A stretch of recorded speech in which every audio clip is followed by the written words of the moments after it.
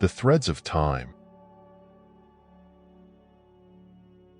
The year was 2063, and the Quantum Horizon Laboratory stood hidden in the heart of a barren desert, camouflaged by advanced technology that rendered it invisible to the outside world. It was a marvel of futuristic engineering, an underground complex dedicated to humanity's most ambitious projects. Among them, Project TNGO was the most revolutionary. Designed by Dr. Ingrid Voss, the project aimed to achieve what had been considered unimaginable, manipulating the fabric of space-time to bring fragments of other eras into the present. Unlike traditional time travel, the idea was not to send individuals into the past or future.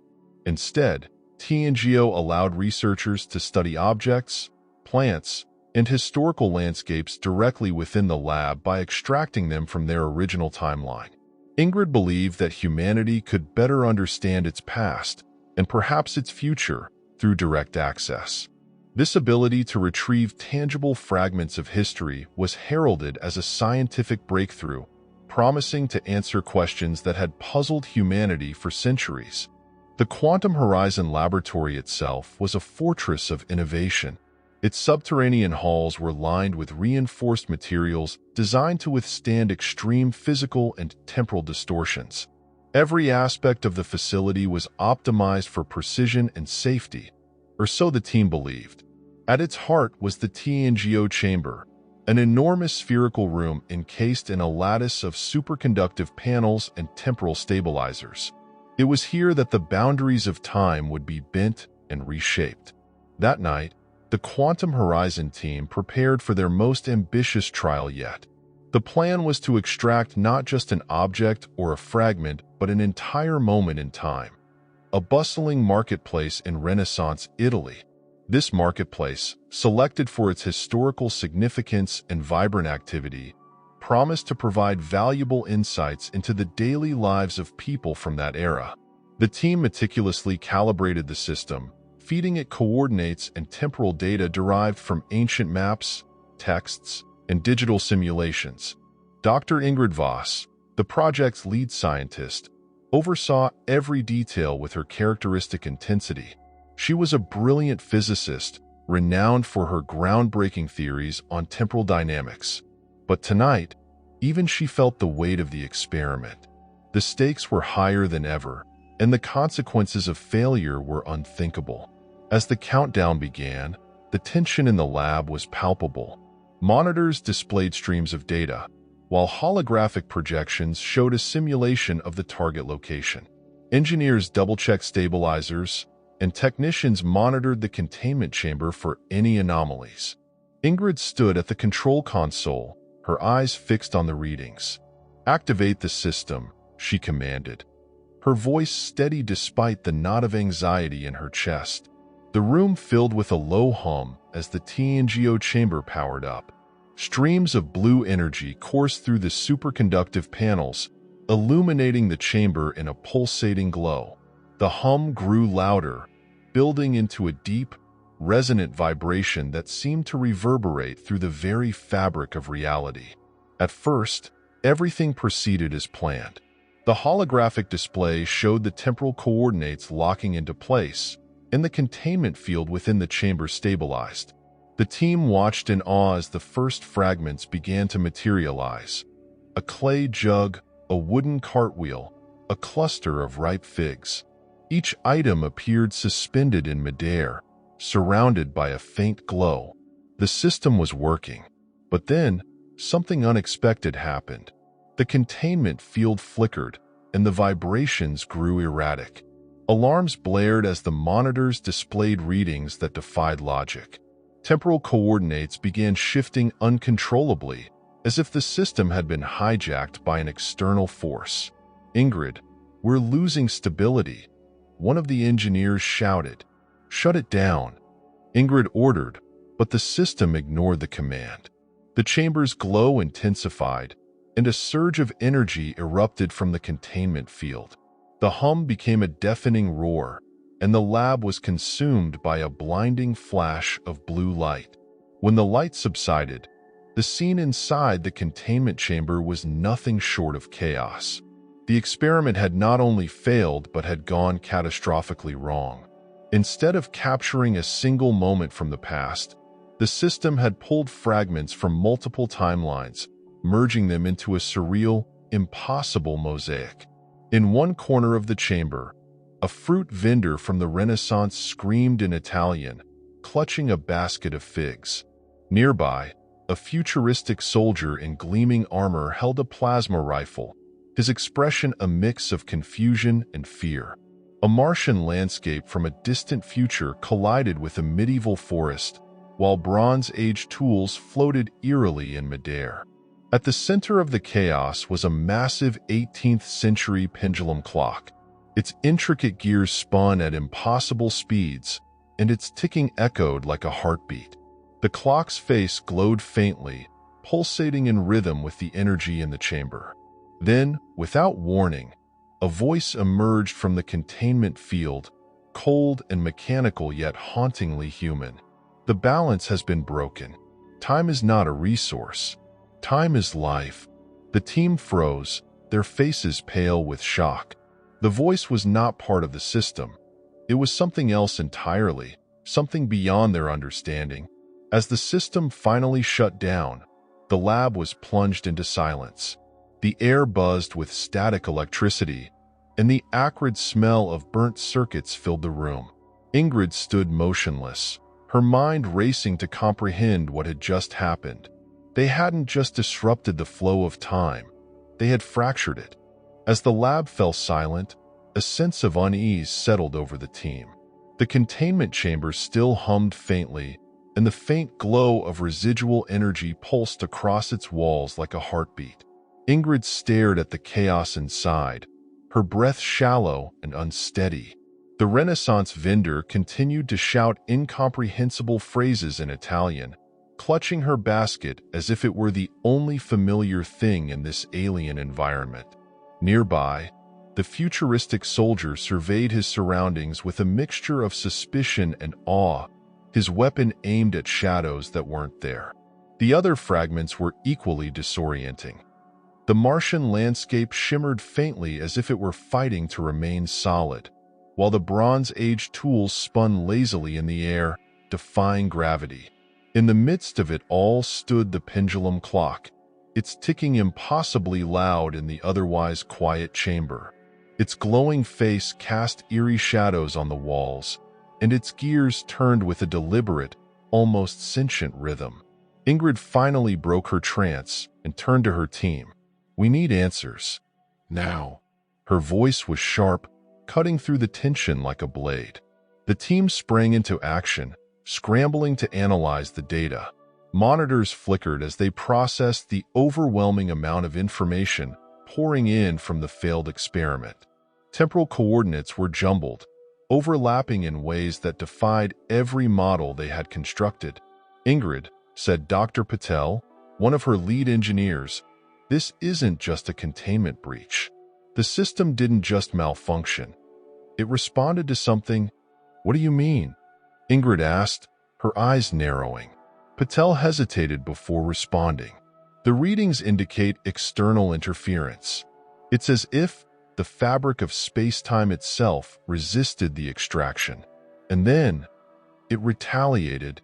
The word retaliated hung in the air like a curse. Ingrid felt a chill run down her spine. Could it be possible? Had they somehow provoked time itself? As the team continued their analysis, an unsettling discovery emerged.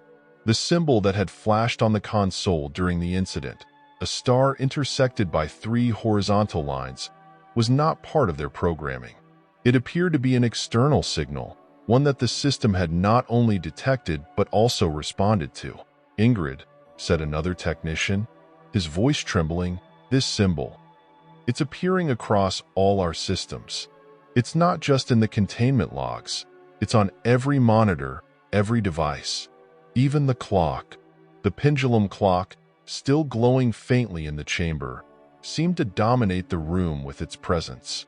Ingrid stepped closer, drawn to it despite the mounting dread. Its face was now covered in intricate engravings that hadn't been there before, patterns that mirrored the mysterious symbol. The Renaissance vendor screamed again, breaking Ingrid's focus.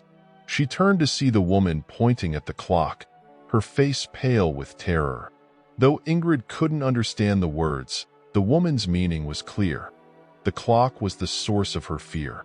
The containment chamber was quickly becoming a surreal microcosm of displaced timelines. The soldier from the future began speaking in a language that sounded mechanical, his words accompanied by bursts of static. The Bronze Age tools fell to the floor with a dull thud, only to rise again, spinning as if manipulated by an invisible force. And the Martian landscape, it flickered, then began to grow, its crimson soil spreading across the chamber floor. "Ingrid," said Patel, his voice urgent, "we have a bigger problem. The containment field is destabilizing. If we don't act fast, these fragments could merge permanently, or worse, spread beyond the lab." Ingrid's mind raced. The fractures weren't just contained to the chamber. They were spreading through the fabric of reality itself. Every second they remained unresolved increased the risk of a total collapse. But shutting down the system had done nothing. The fractures were self-sustaining now. "We need to isolate the source," Ingrid said, her voice firm despite the chaos. "The clock is connected to all of this. If we can understand it, maybe we can stop this before it's too late." The team began a detailed analysis of the clock. Its materials were unlike anything they had encountered, an alloy that defied classification, with properties that seemed to change depending on how it was observed. The engravings on its face were equally perplexing, shifting subtly when viewed from different angles. But what caught Ingrid's attention most was the energy signature emanating from the clock. It was identical to the energy used in the TNGO system, yet vastly more powerful and stable. "Ingrid," Patel said, "these readings, the clock isn't just an artifact. It's a conduit.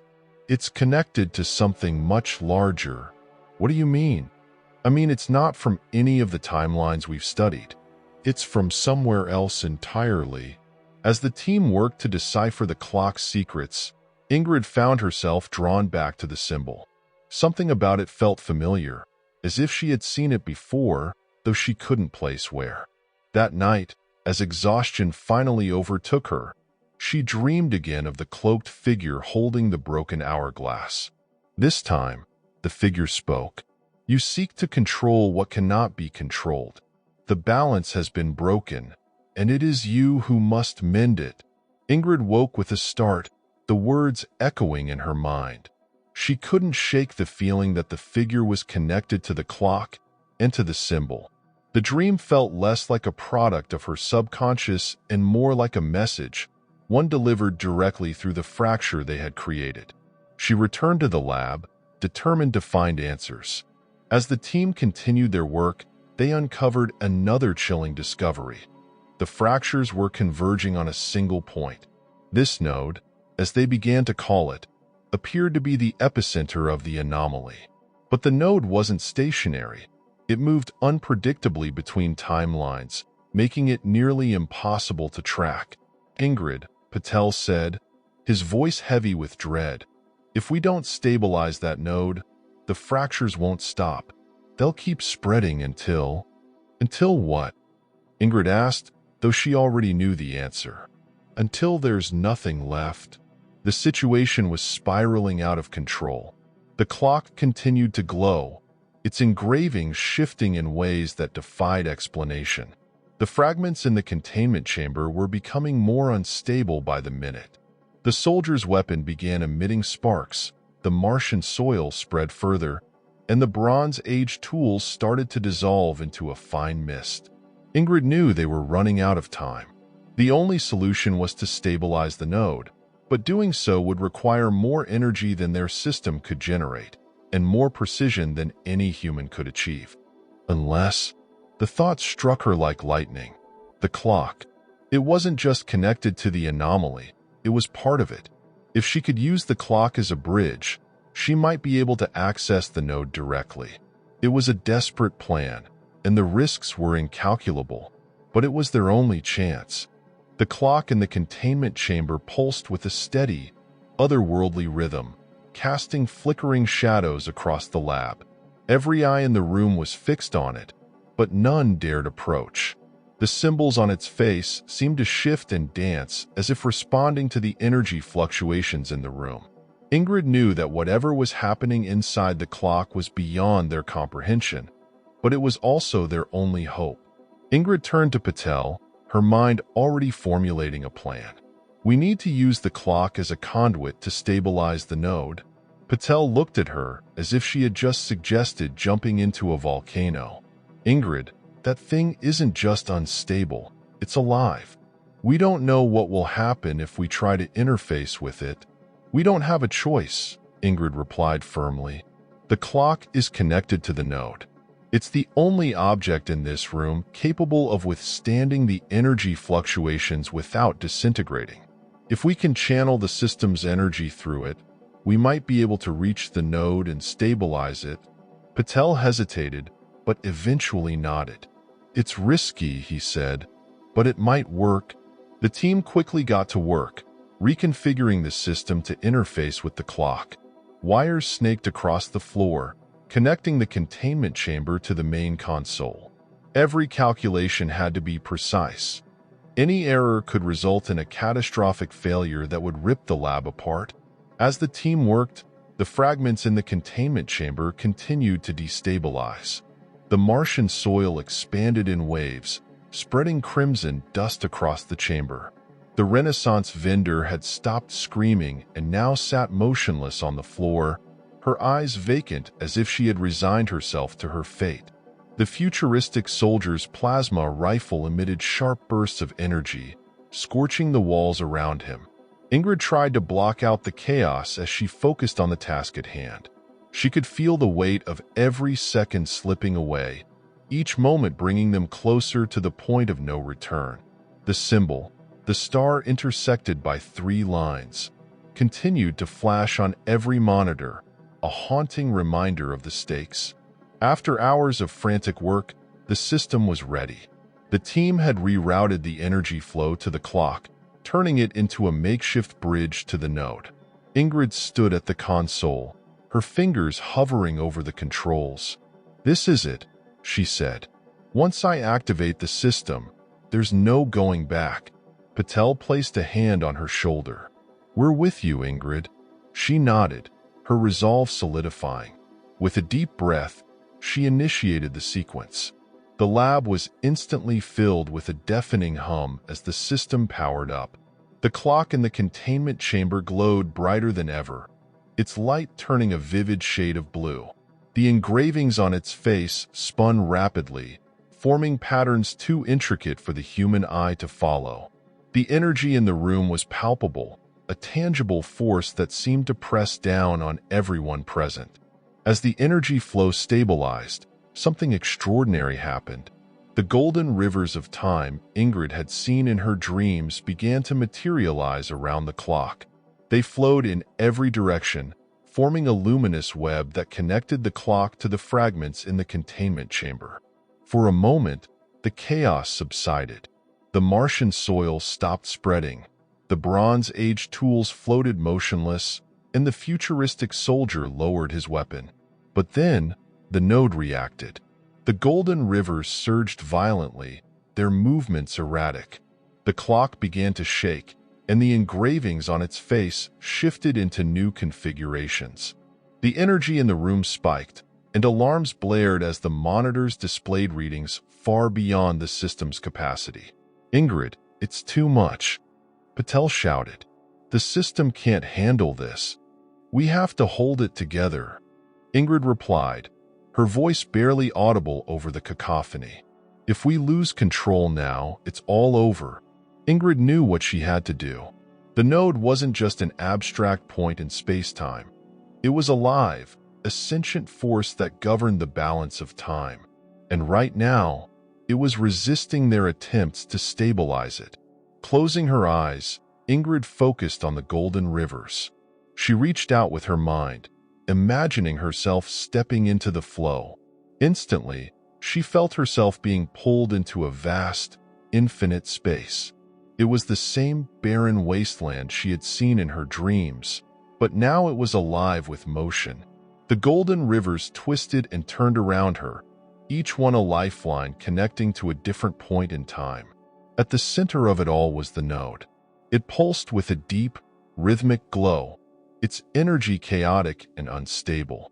Ingrid understood that the node was trying to protect itself, lashing out at anything it perceived as a threat. She needed to convince it that they were not enemies. "Ingrid, what are you doing?" Patel's voice echoed faintly in her mind, but she couldn't respond. She was fully immersed in the flow, her consciousness entwined with the rivers of time. She reached out to the node, projecting a sense of calm and purpose. "We're here to restore balance," she said, though she wasn't sure if the node could understand her. "We made a mistake, but we can fix it. Let us help." For a moment, nothing happened. The golden rivers continued to surge violently, and the node's glow remained chaotic. But then, slowly, the energy began to shift. The rivers calmed, their movements becoming fluid and harmonious. The node's glow softened, its pulsations steadying. In the lab, the team watched in awe as the chaos subsided. The fragments in the containment chamber began to fade, returning to their respective timelines. The Martian soil dissolved into nothingness, the Bronze Age tools vanished, and the Renaissance vendor disappeared with a faint shimmer of light. The futuristic soldier was the last to go, his plasma rifle disintegrating in his hands as he gave one final, solemn nod before fading away. The golden rivers surrounding the clock began to retract, flowing back into the node. The engravings on the clock's face slowed their movements, eventually settling into a stable configuration. The lab was silent once more, save for the faint hum of the system powering down. But Ingrid was gone. Patel stared at the empty containment chamber, his mind struggling to comprehend what had just happened. "Where is she?" he whispered. The monitors flickered, and the symbol, the star intersected by 3 lines, appeared one final time. Beneath it, a message scrolled across the screen. "Balance restored. The Guardian endures." Patel's chest tightened as he realized what it meant. Ingrid hadn't just stabilized the node. She had become a part of it. Her consciousness was now entwined with the flow of time, a permanent guardian ensuring that the balance was maintained. The silence in the Quantum Horizon laboratory was profound, broken only by the faint hum of the containment systems powering down. The containment chamber, once filled with chaos and fragments from countless timelines, now stood eerily empty. The clock, still glowing faintly, rested at the center, its pendulum moving with a deliberate, steady rhythm. To the untrained eye, the lab appeared peaceful, but to those who had witnessed the events that had just unfolded, it was anything but. Patel stood motionless, his gaze fixed on the chamber. "She's gone," he whispered, the words heavy with disbelief. Around him, the team members exchanged uneasy glances, unsure of what to say or do. Ingrid Voss, their leader and the driving force behind Project TNGO, had sacrificed herself to restore the balance of time. Yet the monitors in the lab told a different story. Across every screen, the symbol, the star intersected by 3 lines, flickered softly. Beneath it, a single message repeated, "Balance restored. The Guardian endures." It was cryptic, but its meaning was clear to those who understood the magnitude of what had just transpired. Ingrid wasn't gone. She had become something more. She had merged with the node, her consciousness now an integral part of the temporal flow. Patel wiped a hand across his face, trying to regain his composure. "We need to shut everything down," he said finally. "Deactivate the system, archive the data, and seal the lab. Project TNGO is over." The team hesitated but ultimately followed his instructions. One by one, the systems were powered down, the lights dimmed, and the equipment was deactivated. But the clock in the containment chamber remained active, its pendulum swinging steadily. No one dared to touch it. It was no longer just an artifact. It was a bridge to something far greater, and none of them wanted to risk disturbing it. The days that followed were surreal. The lab was decommissioned under the highest level of secrecy, and all data from Project TNGO was classified. The few who had witnessed the experiment were sworn to silence, their work erased from public records. The world would never know the true scope of what had happened beneath the desert sands, nor the sacrifice that had been made to preserve the balance of time. But for those who had been there, the memories lingered. Patel, in particular, found himself haunted by the events of that night. He often dreamed of the golden rivers of time, flowing endlessly through a vast, starless void.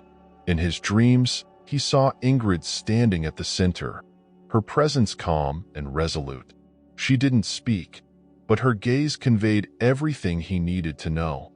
The balance was fragile, and her work was far from over. One day, while sorting through the remnants of the lab's archives, Patel discovered something unexpected. Among the encrypted files was a personal log recorded by Ingrid just hours before the experiment. He hesitated before playing it, unsure if he was ready to hear her voice again. Finally, he pressed play. Ingrid Voss, personal log, timestamp 2234. Her voice began, calm yet tinged with a sense of urgency. I've spent my entire career studying time, trying to understand its flow, its patterns, its secrets. But the more I learn, the more I realize how little we truly know. Time is not a resource. It's not something we can bend or break without consequence. It's alive in a way. It has a will, a purpose. And now, I think it's calling to us. There was a pause, followed by a faint sigh. If you're hearing this, it means something went wrong. Or maybe it went right. I don't know. What I do know is that we've crossed a line tonight, one that we can't uncross. But maybe that's the point. Maybe this is the next step in our understanding. If I don't make it through this, then I hope whoever finds this will carry on the work, not to control time, but to protect it. The recording ended abruptly, leaving Patel staring at the screen in silence. He felt a pang of guilt and sorrow, but also a renewed sense of purpose. Ingrid had understood the risks better than anyone, and she had chosen to act anyway. Her sacrifice wasn't just a loss, it was a legacy. Meanwhile, in the vast expanse of the node, Ingrid's consciousness had fully integrated with the temporal flow. She no longer experienced time as a linear sequence of events. Instead, she perceived it as a vast, interconnected web, with each thread representing a different timeline. She could see everything, every decision, every consequence, every possibility. At first, the sheer magnitude of it all was overwhelming. The golden rivers pulsed and shifted around her, each one carrying the weight of countless lives and histories. But as she adjusted to her new existence, she began to understand her role. She was no longer bound by the limitations of a single timeline. She was a guardian, a steward of balance, tasked with ensuring that the flow of time remained stable. Her first task came sooner than expected. As she explored the web of timelines, she noticed a small but significant anomaly, a divergence in a 22nd century timeline that threatened to ripple across centuries. A minor decision made by a single individual had begun to spiral out of control, creating fractures that could destabilize the entire flow. Ingrid focused her attention on the anomaly, analyzing its origins and potential outcomes. She couldn't intervene directly, that wasn't her role, but she could guide, nudging events in subtle ways to correct the imbalance. With a thought, she sent a ripple through the golden rivers, influencing the individual's choices in ways they would never notice. The fracture began to heal, the timeline rejoining the flow as if it had never been disturbed. Back in the physical world, strange phenomena began to occur. People reported moments of déjà vu, where they felt as though they had lived the same moment twice. Others described seeing faint blue lights flickering at the edges of their vision, only to disappear when they turned to look. Clocks malfunctioned briefly, their hands spinning backward before resuming their normal pace. Among those who experienced these phenomena was Patel. Late one night, as he reviewed his notes from Project TNGO, he noticed a faint blue light glowing in the corner of his office. It lingered for a moment before fading, leaving behind a sense of calm that he couldn't explain. He smiled, knowing exactly what it meant. "She's still out there," he murmured, "watching over us." The legacy of Ingrid Voss became a silent but enduring force. Though the world would never know her name, her presence was felt in the subtle ways time corrected itself, in the moments of synchronicity that defied explanation. She had become a part of the universe's most fundamental fabric, a guardian of the threads of time, ensuring that its balance endured for generations to come.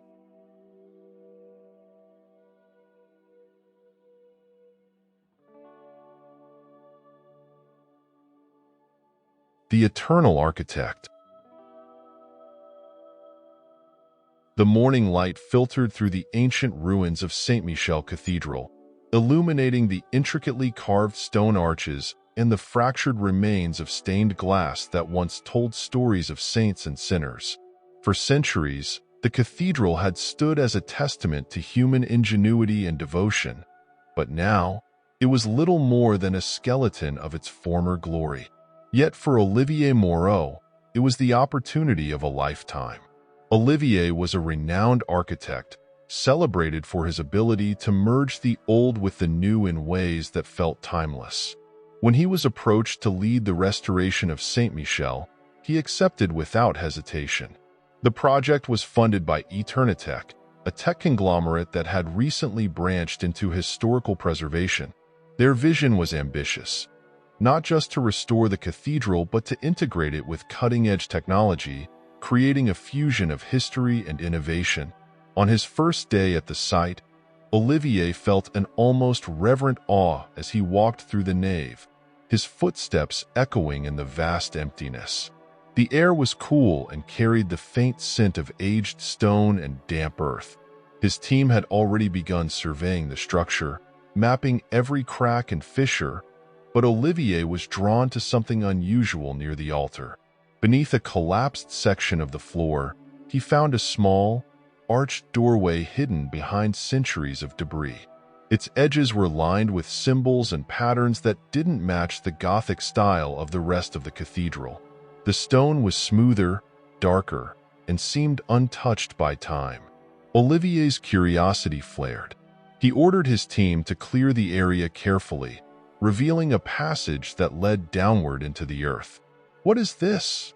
he murmured, running his fingers over the symbols. They were intricate, almost mechanical in their precision, but their meaning was a mystery. That night, as the team packed up and left, Olivier stayed behind. He couldn't shake the feeling that the doorway was important, more important than the restoration itself. Equipped with a flashlight, he ventured into the passage, descending a spiral staircase carved from the same dark stone. The air grew colder as he descended, and the walls seemed to hum faintly, as if alive with some hidden energy.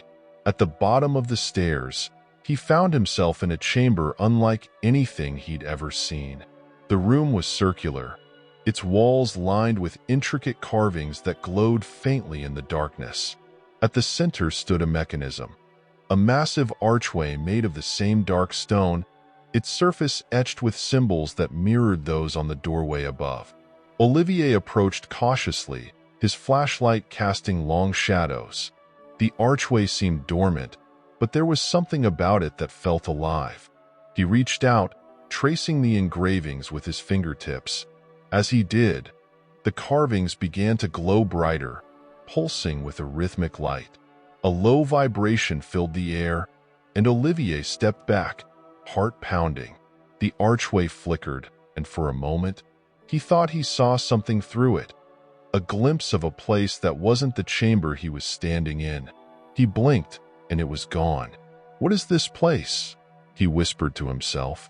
Over the following weeks, Olivier became obsessed with the archway. He spent every spare moment in the chamber, documenting its carvings and patterns.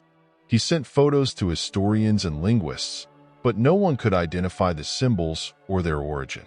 They didn't match any known language, architectural style, or cultural artifact. Meanwhile, strange things began to happen. The atmosphere in the cathedral seemed to shift. Workers reported hearing faint whispers, though no one was there. Tools went missing, only to reappear in places they hadn't been left. Olivier himself experienced vivid dreams of a city he didn't recognize, its architecture impossibly advanced, its skies filled with golden light. One night, he awoke with a start, the dream still vivid in his mind. In it, he had stood before the archway, but it had been active, its surface shimmering like liquid glass. A voice had spoken to him, deep and resonant. The architect returns. The balance awaits. The dreams became more frequent, each one revealing more of the city and the archway. Olivier began to suspect that the archway was more than a relic. It was a portal. But to where or when, he couldn't say. The symbols seemed to shift subtly each time he examined them, as if they were alive, responding to his presence.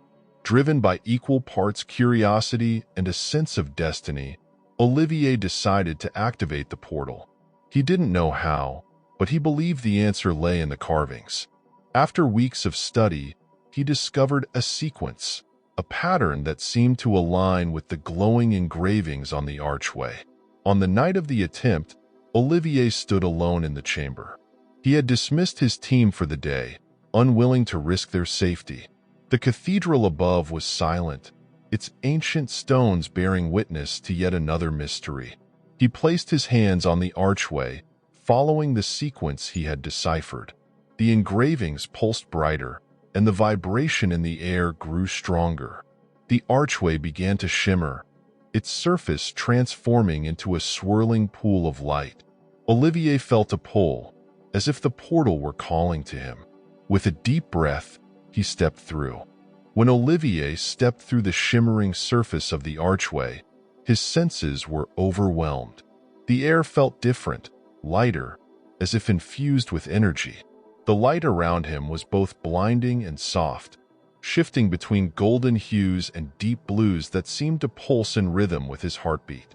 He blinked, his eyes adjusting to the surreal environment, and found himself standing on a vast expanse of smooth, polished stone. The world around him was unlike anything he had ever seen. Towering structures rose in the distance, their designs defying gravity. They twisted and curved in ways that seemed impossible, their surfaces glowing faintly as if alive. The sky above was a kaleidoscope of colors, with streaks of light that moved like rivers through the air. He realized with a sense of awe and disbelief that this was the city from his dreams. As he took his first steps forward, Olivier felt a strange pull, like an invisible thread guiding him.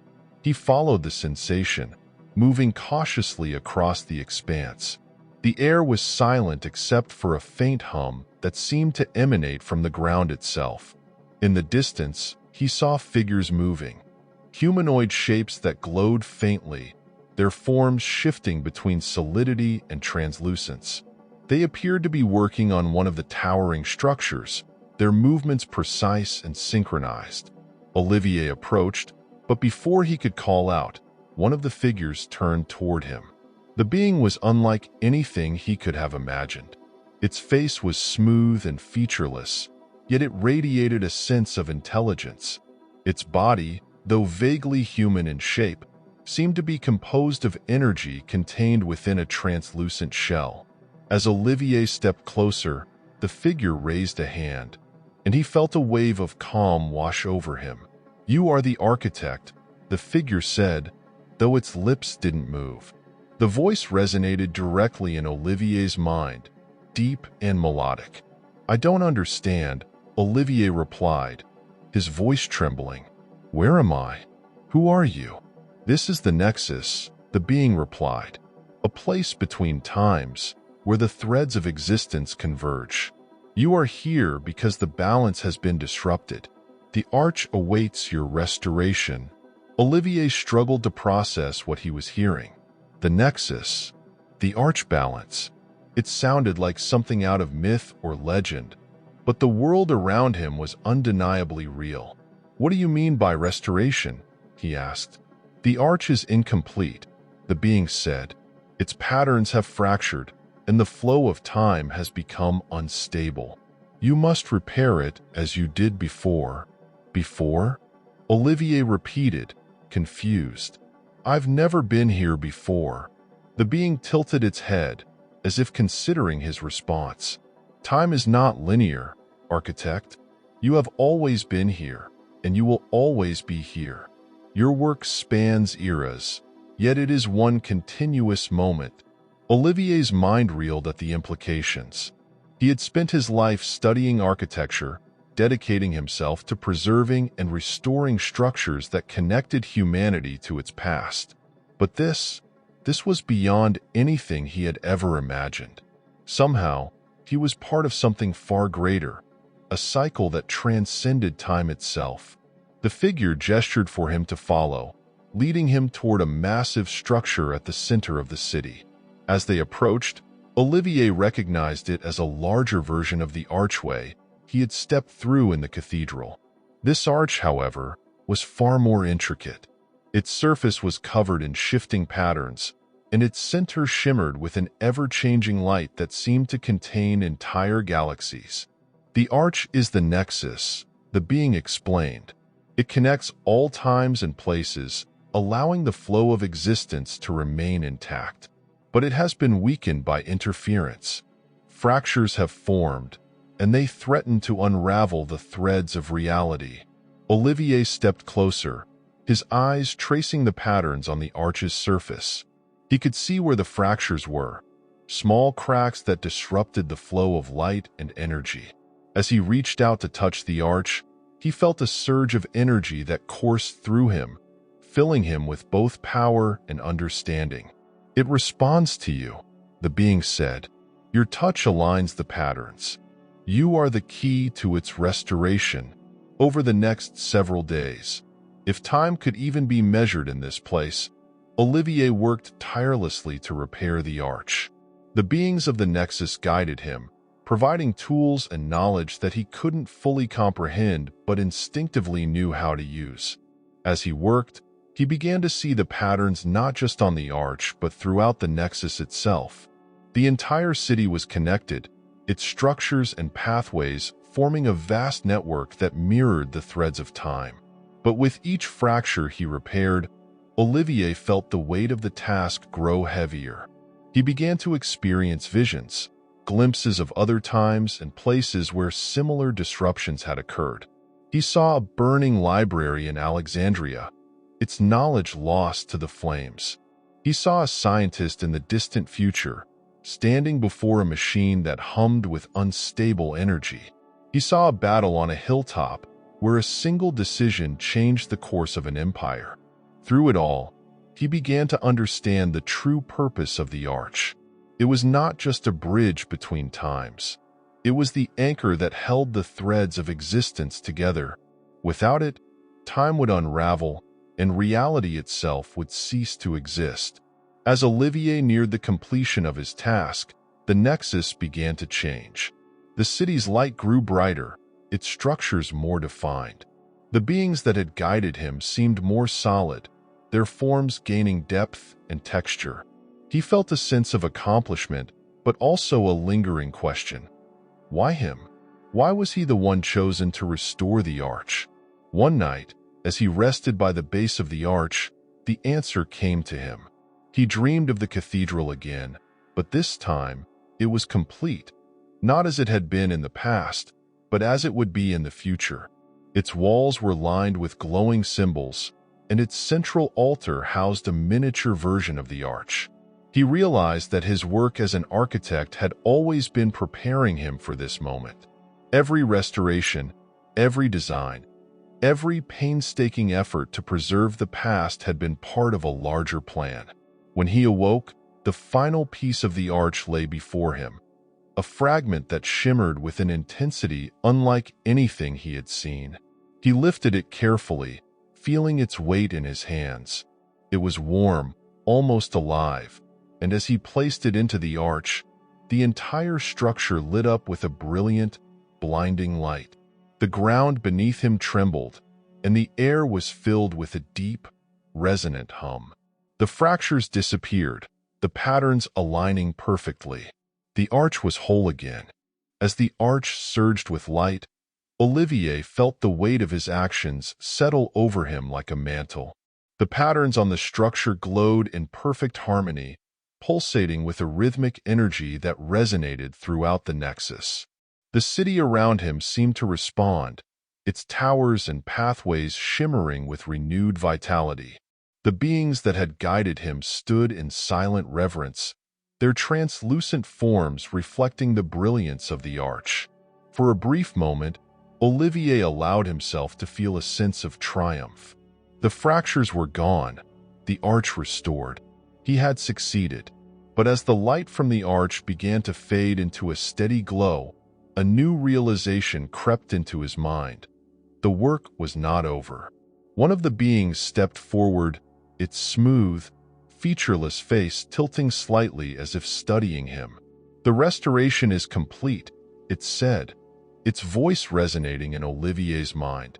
"But the balance remains delicate. The flow must be protected." Olivier frowned. "What do you mean?" "I repaired the fractures. Isn't that enough?"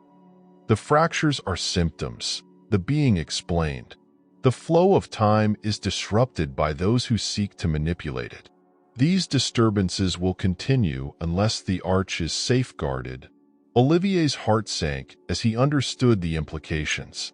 His role as the architect wasn't just to repair the arch. It was to ensure that it remained intact, guarding it against those who would exploit its power. He wasn't simply an architect. He was now a guardian. "How do I protect something like this?" Olivier asked, gesturing to the massive structure. "I'm just one person. You are not alone," the being replied. "The Nexus is your ally. Through it, you can observe the threads of time, guiding them back to their intended paths. Your presence here is both anchor and shield." As the being spoke, the patterns on the arch shifted, forming a series of interlocking symbols. Olivier felt a pull, like an invisible thread drawing him closer to the structure. He hesitated for a moment before placing his hands on its surface. The moment he made contact, his senses were overwhelmed. The golden rivers of time that he had glimpsed before now surged into focus, stretching out in every direction. He could see the threads of existence intertwining, forming a vast tapestry that spanned all of reality. Each thread represented a life, a moment, a choice. Some glowed brightly, their paths clear and harmonious, while others flickered and twisted, their trajectories marred by interference. Olivier found himself drawn to one such flickering thread. It led to a timeline where a technological empire in the distant future had discovered fragments of the Nexus's energy. Their experiments had created ripples that destabilized the flow, causing fractures in other timelines. He could see the effects spreading like cracks in glass, threatening to unravel the entire tapestry. Instinctively, Olivier focused on the thread, willing it to return to its proper path. He didn't know how he was doing it, but the knowledge seemed to flow through him, as if the arch itself was guiding his actions. Slowly, the thread began to stabilize, its flickering light growing steady. The fractures it had caused started to mend, their jagged edges dissolving into the flow. When the thread was fully restored, Olivier stepped back, his body trembling from the effort. The being watched him silently, its presence a steadying force. "You understand now," it said. "The work is continuous. The balance must be maintained. Days, if they could be called that, passed in the Nexus. Olivier immersed himself in the golden rivers, learning to navigate the flow of time and identify disturbances. He discovered that the fractures often originated from pivotal moments, where the actions of a single individual could ripple outward, altering entire timelines. One such moment drew his attention. A scholar in Renaissance Florence who was on the verge of discovering the principles of temporal manipulation. The man's research, though groundbreaking, would inadvertently lead to a chain of events that destabilized multiple threads. Olivier observed the scholar's life, studying his choices and the circumstances that had led him to this point. With the guidance of the arch, Olivier sent subtle nudges into the timeline. An overlooked letter here, a missed meeting there, redirecting the scholar's focus without erasing his contributions to history. It was a delicate balance, one that required precision and restraint. But when the timeline stabilized, Olivier felt a profound sense of accomplishment. Yet, for every thread he mended, another seemed to falter. The more he worked, the more he realized the enormity of his task. Time was not a static entity. It was alive, constantly shifting and evolving. And while he could guide and protect it, he could never control it. One day, as he worked to stabilize a particularly volatile thread, Olivier felt a strange sensation. It was as if the nexus itself was calling to him, its energy surging with urgency. He turned his focus to the arch, which pulsed with an intensity he hadn't seen since its restoration. "What's happening?" he asked the being, who had remained his silent companion throughout his journey. "A convergence," the being replied. "A point of alignment between the nexus and the physical world. It is rare, but it offers an opportunity." "An opportunity for what?" "To see," the being said simply. Before Olivier could ask for clarification, the arch's light enveloped him, pulling him into its depths. He felt himself hurtling through the golden rivers, past countless threads and timelines, until he emerged into a familiar space. The cathedral. Olivier stood in the restored Saint Michel Cathedral, its walls and arches gleaming with a blend of ancient craftsmanship and modern innovation. It was exactly as he had seen in his dreams, the arch now fully integrated into the structure. The workers and visitors moved about the space, their faces filled with awe and reverence. But what caught Olivier's attention was a single figure standing before the arch, a young woman holding a set of blueprints. She seemed deep in thought, her gaze fixed on the patterns that adorned the structure. As Olivier approached, he felt a strange connection to her, as if she were a part of the same cycle he now inhabited. The woman turned suddenly, as if sensing his presence, but her eyes passed through him, unseeing.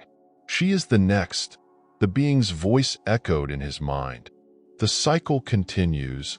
Olivier watched as the woman placed her hands on the arch, her face lighting up with recognition. He understood then that his role was not to end the cycle, but to ensure its continuation. The nexus, the arch, and the threads of time. They were all part of an eternal design, one that required both architects and guardians to sustain. As the vision faded, Olivier felt a sense of peace. The work would never be finished, but it was never meant to be. It was a journey, one that spanned lifetimes and beyond. When Olivier returned to the Nexus after his vision of the cathedral, he felt a sense of calm that he hadn't known since stepping through the arch. The threads of time stretched out before him, their golden glow pulsating in harmony. The fractures were gone, and for the first time, the flow felt stable, balanced. Yet he knew that this balance was delicate, a fleeting state that required constant vigilance. The beings of the Nexus gathered around him, their luminous forms shifting subtly as they communicated without words. Olivier had come to understand their presence as guardians of the arch, each a fragment of the Nexus itself. Though they offered guidance and support, the ultimate responsibility lay with him.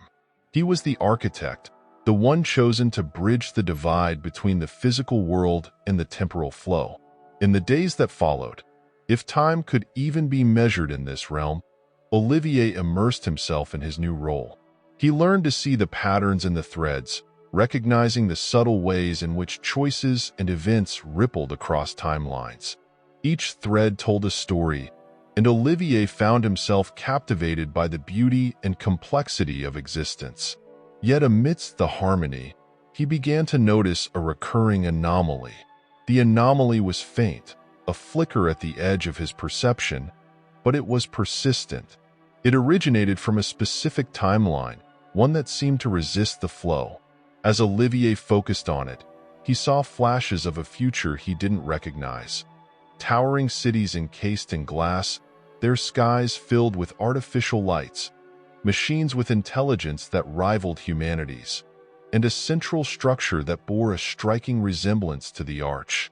But in this timeline, the arch was no longer a bridge, it was a weapon. The realization hit Olivier like a physical blow. Someone in this timeline had discovered the existence of the arch and was attempting to harness its power for their own ends. The arch's purpose was to maintain balance, not to dominate or control. If this misuse continued, it would destabilize not only that timeline but countless others. Olivier traced the anomaly to its source, a researcher in the 23rd century named Kira Lathan. She was a brilliant scientist working for a corporation called Chronocore, which had developed technology capable of accessing temporal energy. Kira's intentions were not malicious. Her goal was to use the arch's power to create a utopia, a world free from war and suffering. But her experiments had unintended consequences, causing fractures in the flow that rippled outward, threatening to unravel the delicate balance of time. Olivier knew he couldn't confront Kira directly. The Nexus forbade direct intervention. His role was to guide, not to control. Instead, he observed her timeline, looking for moments where a gentle nudge could alter her course. It was a painstaking process, requiring patience and precision, but Olivier had come to understand that even the smallest changes could have profound effects. One such moment presented itself during a critical experiment in Chronocore's lab. Kira was testing a device designed to tap into the arch's energy, unaware that it would create a feedback loop capable of destabilizing her timeline. Olivier focused on the scene, sending a subtle ripple through the flow.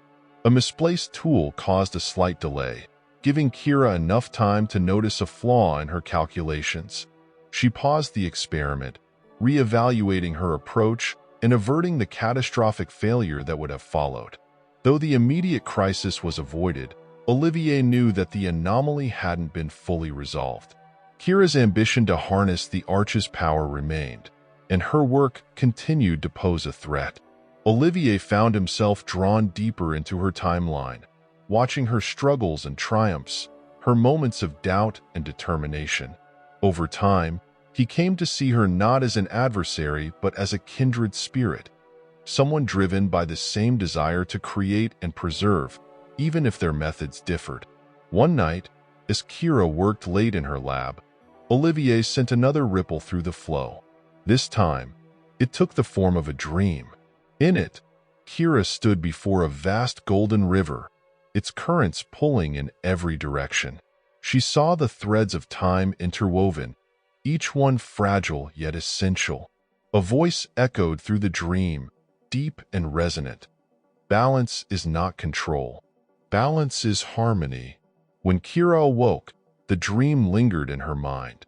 She couldn't explain it, but it felt profoundly real, as if she had glimpsed a truth that had eluded her.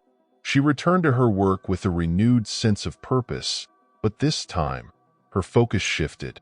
Instead of trying to harness the arch's power, she began exploring ways to stabilize and protect it.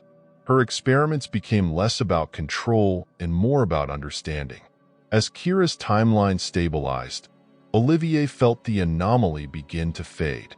The threads that had flickered and twisted now flowed smoothly, their light steady and harmonious.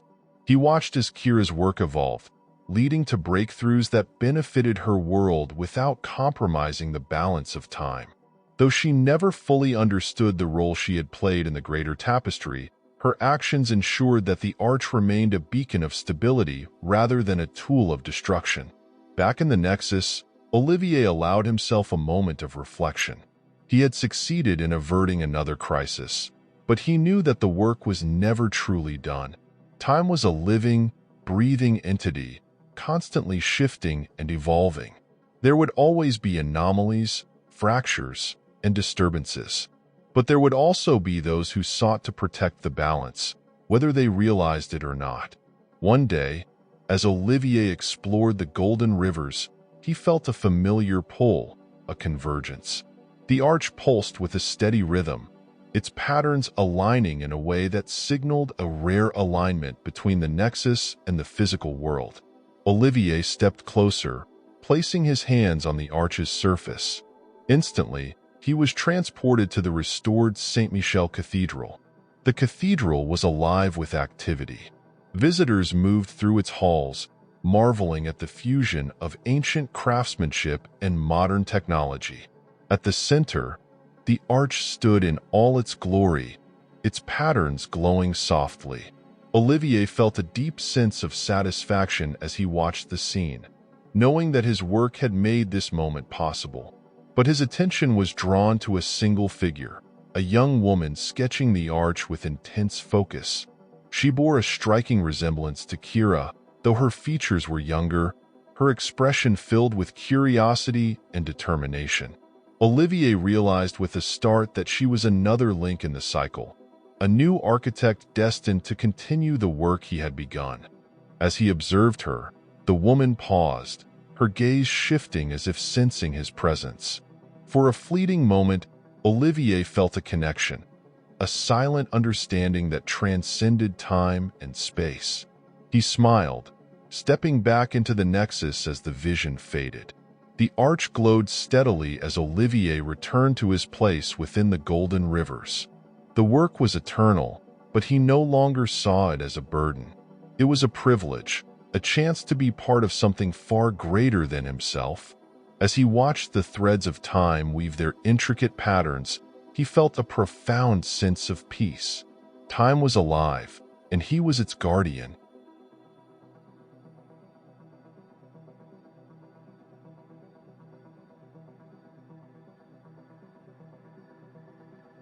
The Lighthouse of the Eras. In the farthest reaches of the Atlantic, where the waves rose like mountains and the winds howled with an eerie resonance, there stood a lighthouse. Known to the locals as Blackstone Lighthouse, it was a relic from an unknown era, its origins lost to time. Built from smooth, jet-black stone that seemed impervious to the elements, it rose defiantly against the tempestuous skies. For centuries, it had guided sailors through treacherous waters, but its reputation was not one of safety. The villagers who lived along the coast whispered of strange occurrences, of lights that danced unnaturally in the night, and of people who entered the lighthouse only to vanish. Caleb Hayes, a young journalist hungry for a groundbreaking story, had heard these tales many times. At first, he dismissed them as nothing more than local folklore, exaggerated over the years to entertain tourists and warn children to stay away. But when he came across an old photograph in the village's archives, his skepticism began to waver. The photograph, taken in the early 1900s, showed the lighthouse exactly as it stood today, untouched by the passage of time. The caption read, "The Watcher of the Ages, curiosity transformed into obsession." Caleb decided to investigate the lighthouse, certain that uncovering its secrets would cement his career. Armed with a camera, a flashlight, and a notebook, he arranged for a local fisherman to ferry him to the island. The fisherman, an older man named Elias, was reluctant but ultimately agreed after Caleb offered him triple his usual fee. "Don't stay too long," Elias warned as they approached the rocky shore. "The lighthouse doesn't like visitors." Caleb laughed nervously. "You make it sound alive." Elias said nothing, his expression grim. As Caleb climbed the winding path to the lighthouse, the stormy wind howled around him, carrying with it a strange hum that seemed to emanate from the structure itself. When he reached the base of the lighthouse, he paused, taking in its imposing presence. The black stone was smooth and cold to the touch, and faint symbols were etched into its surface, patterns that seemed to shift when viewed from different angles. The heavy iron door creaked as Caleb pushed it open, revealing a spiral staircase that disappeared into the darkness above. The air inside was damp and carried the faint scent of salt and something metallic.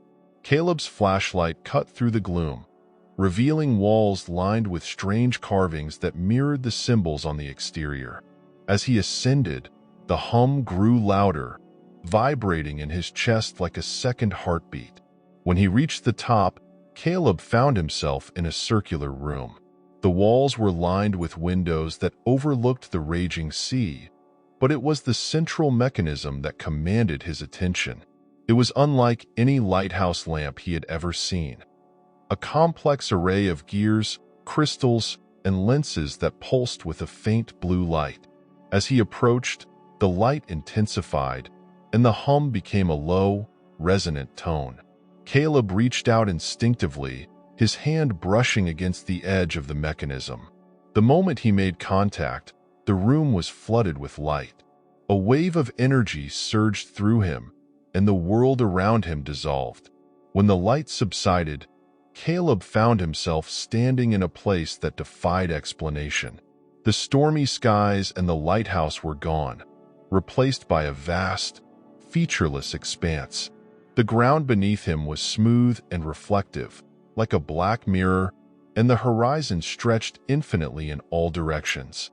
Above him, a golden river of light flowed through the sky, its currents twisting and branching like the veins of some celestial being. A voice echoed through the expanse, deep and resonant. "You have entered the interstice." Caleb spun around, searching for the source of the voice, but he was alone. "Who's there?" he called out. His voice sounded small, swallowed by the vastness of the space. The voice answered, "I am the keeper. You have touched the heart of the lighthouse, and now you stand between times." "Between times?" Caleb repeated, his mind struggling to grasp the concept. "What does that mean?" "The lighthouse is not merely a beacon," the keeper explained. "It is a nexus, a point of convergence for the threads of existence. Its light guides not only ships but also the currents of time itself." As the keeper spoke, the golden river above him shifted, its branches forming scenes from different eras. Caleb saw a medieval battlefield, soldiers clashing beneath a storm-darkened sky. He saw a bustling marketplace in a future city, its streets alive with holographic displays and autonomous vehicles. He saw a family in a 20th century living room, their faces illuminated by the glow of a black and white television. "You are witnessing the threads of time," the keeper said. "Each thread is a life, a moment, a choice. The lighthouse ensures their alignment, maintaining the balance of existence." Caleb felt a surge of awe and fear. "Why am I here? What do you want from me?" "You have awakened the heart," the keeper replied. "It senses a disturbance, a fracture in the flow. You must mend it." Caleb's heart raced. "I'm just a journalist. I don't know anything about fixing time." "The heart has chosen you," the keeper said simply. "The path will reveal itself." Before Caleb could respond, the golden river above him surged downward, enveloping him in light. He felt himself being pulled through the threads, each one brushing against him like a whisper. When the light faded, he found himself standing in a new place, an ancient library filled with towering shelves that stretched into darkness. When Caleb opened his eyes, the world around him had changed. He stood in a vast, ancient library, its towering shelves stretching into the darkness above. Each shelf was packed with books, scrolls, and tablets, some bound in materials he couldn't identify, others glowing faintly as if alive. The air was thick with the scent of aged paper and something metallic, a scent that reminded him faintly of the lighthouse's inner chamber. The golden river of light flowed above the library, casting a warm, shifting glow over the endless rows of knowledge. Caleb reached out to touch one of the books, but before his fingers made contact, the keeper's voice echoed through the space. "This is the archive of threads," it said, "a repository of every moment, every choice, every life. Each volume is a fragment of time, a story woven into the fabric of existence." Caleb froze, his hand hovering inches from the book. "Why am I here?" he asked. "What am I supposed to do?" "You stand before the flow of time," the keeper replied. "But a fracture has disrupted its harmony. One of these threads is unraveling, threatening to destabilize the balance. Your task is to find it and mend the flow." "How?" Caleb asked, his voice rising with panic. "I don't know anything about time or threads or whatever this is." "The heart chose you," the keeper said, its tone calm and unyielding. "You possess the intuition to see what others cannot. Trust in that." Caleb wanted to argue, but the words caught in his throat. Something about the keeper's presence was both reassuring and undeniable, as if it spoke not just to his mind, but to something deeper. Taking a deep breath, he turned back to the shelves. The books on the nearest shelf shimmered faintly, their spines adorned with symbols that shifted when he looked directly at them. Caleb hesitated before selecting one at random, pulling it from the shelf with trembling hands. The book was heavier than it looked, its cover warm to the touch. When he opened it, the pages glowed, revealing images that moved like scenes in a film.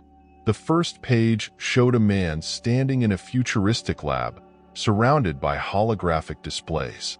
His name, Caleb realized, was written in glowing script above the image: Dr. Emmerich Solis.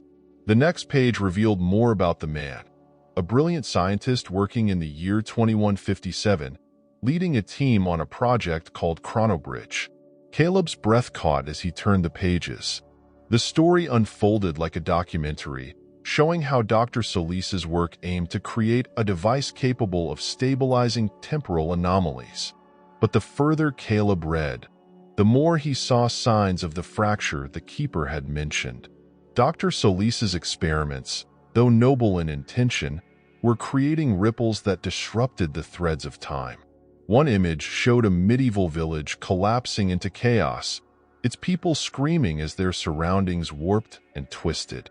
Another depicted a starship in the distant future, its trajectory thrown off course by a temporal disturbance. "This is the thread," Caleb murmured, his voice barely audible. The book's pages shimmered in response, as if acknowledging his realization. The keeper's voice echoed once more. "You have found the thread.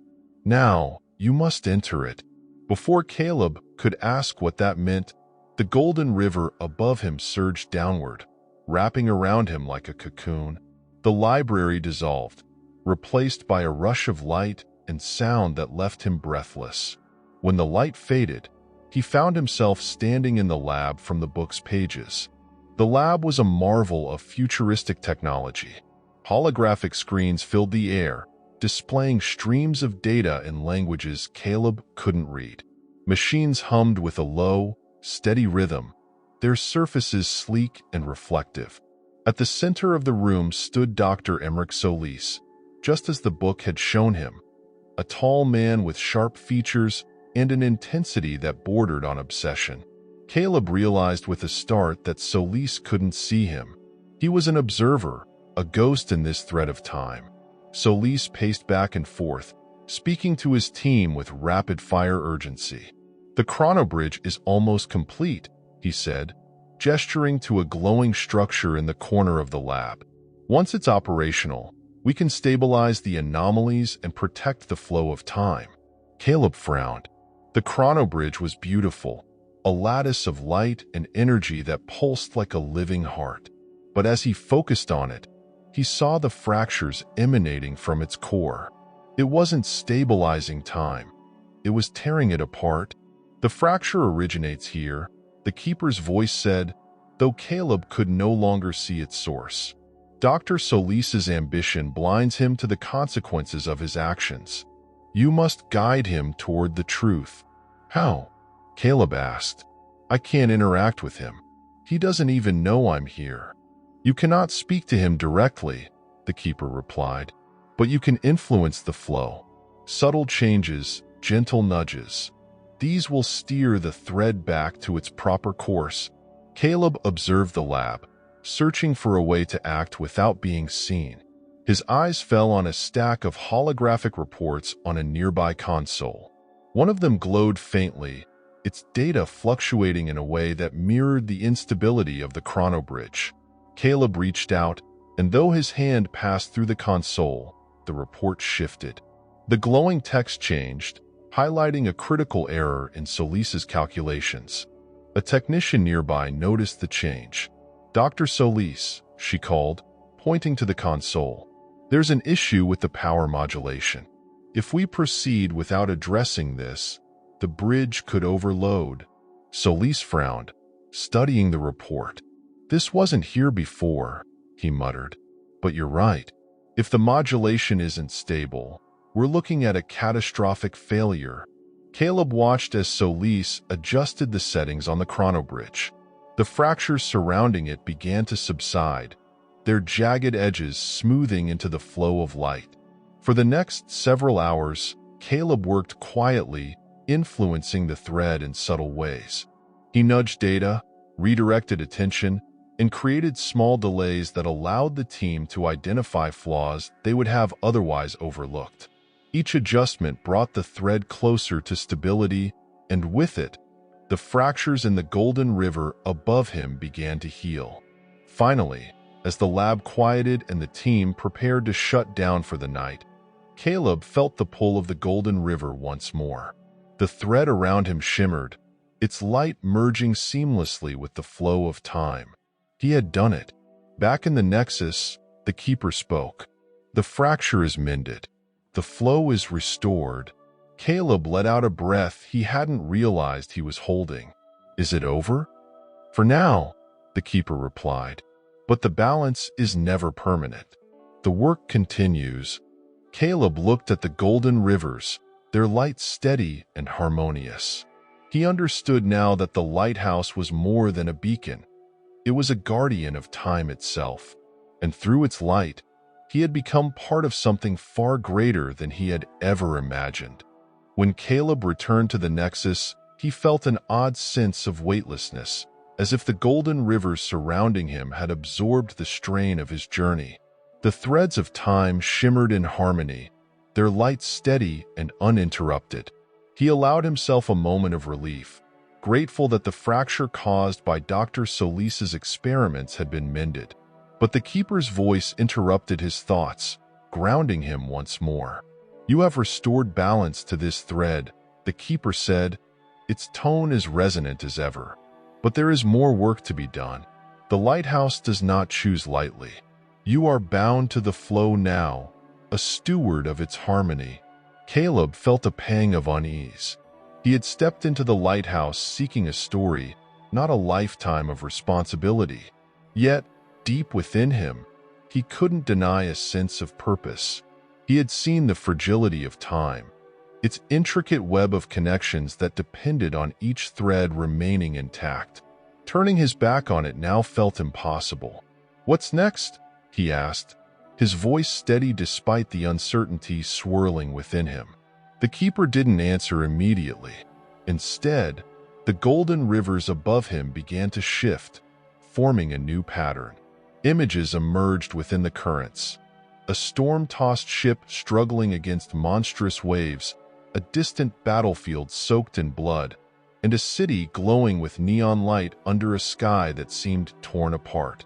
These visions blurred together, coalescing into a single, fragmented timeline. Caleb felt the tug of its instability, like a discordant note in a symphony. This fracture is deeper, the keeper said. It spans multiple threads, rippling across eras. The source must be identified and mended.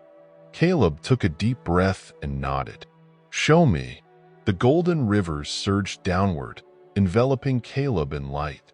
When the glow subsided, he found himself standing on the deck of a ship caught in the throes of a violent storm. The wind howled, and waves crashed against the hull, sending freezing spray into the air. Sailors shouted orders to one another, their voices barely audible over the cacophony. Caleb realized with a jolt that this wasn't just any ship. It was an 18th-century galleon, its masts straining against the fury of the storm. The ship's lantern swung wildly, casting fleeting shadows across the deck. In the distance, Caleb saw the faint glow of a lighthouse. The black stone lighthouse, unmistakable even through the chaos. The fracture was here, he realized. The lighthouse was out of sync, its light flickering unpredictably. Instead of guiding the ship to safety, it seemed to be pulling it toward the jagged rocks.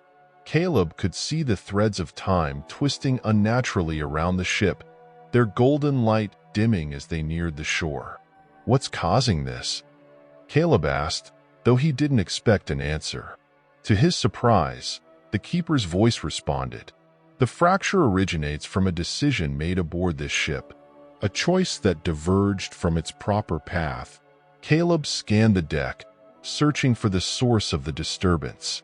His gaze fell on the ship's captain, a tall man with a weathered face and a commanding presence.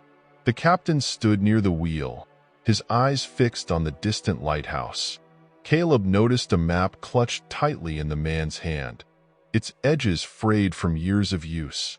The captain's choice will determine the fate of this ship, the keeper said, but the fracture clouds his judgment. You must guide him. How? Caleb asked. He can't see or hear me. You must act through the flow, the keeper replied. Subtle adjustments. Create the conditions for clarity. Caleb moved closer to the captain, observing the tension in his posture. The man was torn between two options, steering the ship toward the lighthouse or attempting to ride out the storm at sea. Both choices carried risks, but one would lead to catastrophe. Caleb focused on the map in the captain's hand. He willed the threads of time to shift, and the map's surface began to change subtly. A previously hidden marking became visible, a warning about the dangerous currents near the lighthouse. The captain's eyes widened as he noticed the alteration, and he barked new orders to his crew. Hold steady, the captain shouted. We'll chart a course away from the rocks. The ship's trajectory shifted, and Caleb felt the threads begin to realign. The light of the lighthouse stabilized, its glow returning to a steady rhythm. The storm raged on, but the ship now moved with purpose, its path no longer marred by the fracture. Caleb barely had time to process the relief before the golden rivers surged around him once more. The scene dissolved, replaced by a battlefield shrouded in smoke and chaos. Soldiers clashed with swords and muskets, their cries of pain and triumph echoing across the blood-soaked ground. Caleb felt the weight of this place immediately. It was a pivotal moment, a turning point in history. The fracture here was more subtle, woven into the choices of a single soldier. Caleb saw him immediately. A young man clutching a flag, his face a mask of fear and determination. The threads around him flickered, their light dimming as he hesitated in the midst of the fray. This soldier must choose to advance, the keeper said. If he falters, the outcome of this battle will shift, altering the course of the war and destabilizing the threads that follow. Caleb moved closer, his heart pounding as he watched the soldier struggle with his decision. The young man's gaze darted between his comrades and the advancing enemy, his grip on the flag tightening with every passing second. Caleb reached into the flow, willing a ripple to nudge the soldier's courage. A stray musket ball struck the ground near the young man, sending up a spray of dirt. The near miss seemed to snap him out of his paralysis. With a shout, he raised the flag high and charged forward, rallying his comrades behind him. The tide of the battle shifted. Caleb felt the threads steadying, their light growing brighter as the fracture healed. When Caleb returned to the Nexus, he was exhausted. Each fracture he mended felt like a weight pressing down on him, a reminder of the immense responsibility he now carried. Yet he also felt a sense of fulfillment, a deep understanding of the interconnectedness of all things. The Keeper's voice broke the silence. "You have done well. The flow is stronger, but the balance is never permanent. There will always be fractures, and the lighthouse must endure." Caleb gazed at the golden rivers, their currents flowing in harmonious patterns. He thought of the sailors, the soldiers, and the countless lives woven into the tapestry of time. He understood now that the lighthouse was more than a place. It was a beacon of balance, a guardian of existence itself, and through its light, he had become a part of that legacy. When Caleb returned to the Nexus, he felt a strange stillness. The golden rivers, which usually pulsed and flowed with ceaseless energy, now seemed calm and steady, their currents moving in a unified rhythm. It was a rare moment of peace, and Caleb allowed himself to breathe deeply, letting the tranquility of the space wash over him. But the Keeper's voice soon reminded him that peace was always fleeting. "You have mended fractures and restored balance," it said, "but the threads are infinite. The work of the lighthouse is eternal." Caleb nodded, his gaze fixed on the endless expanse of golden light. "I understand," he said, though his voice carried a hint of weariness. "But what happens to me? Am I meant to stay here forever?" The Keeper paused, as if considering his question. "The lighthouse chooses its guardians," it said. "Some remain, their essence bound to the flow. Others return to their timelines, carrying the wisdom of the Nexus with them. The choice is yours." The weight of those words settled over Caleb. He had come to the lighthouse seeking answers, a story to elevate his career. What he found instead was a purpose far greater than anything he could have imagined. Yet the idea of leaving behind the world he knew, his family, his friends, his life, was daunting. "Can I still choose?" Caleb asked. "After everything I've seen, everything I've done?" "The lighthouse is not a prison," the Keeper replied. "It is a guide. The path forward is yours to walk." Caleb turned his attention back to the rivers of light, their currents flowing like veins of molten gold. He thought of the sailors he had saved, their ship navigating safely through the storm. He thought of the soldier on the battlefield, his courage shifting the course of history. He thought of Dr. Solis, whose ambition had threatened to unravel the threads, but who had been gently steered toward a better path. Each fracture he had mended was a reminder of the fragility of time, of how small decisions could ripple outward to shape the world. Caleb knew he couldn't walk away from that knowledge.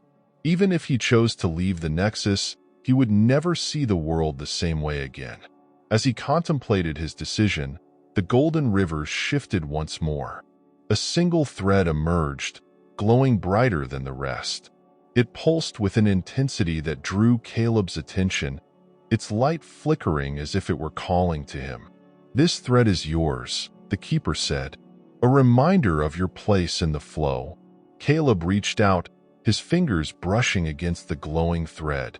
Instantly, he was enveloped in a rush of images, moments from his own life. He saw himself as a child, sitting by the ocean and watching the waves crash against the shore. He saw his first day as a journalist, the nervous excitement that had driven him to chase stories no one else dared to pursue. He saw his family, their faces filled with pride and love. But he also saw something else, flashes of a future he hadn't yet lived. He saw himself standing at the base of the Blackstone Lighthouse, its light shining steadily into the night. He saw a group of children listening intently as he recounted stories of time and balance, their faces alight with wonder.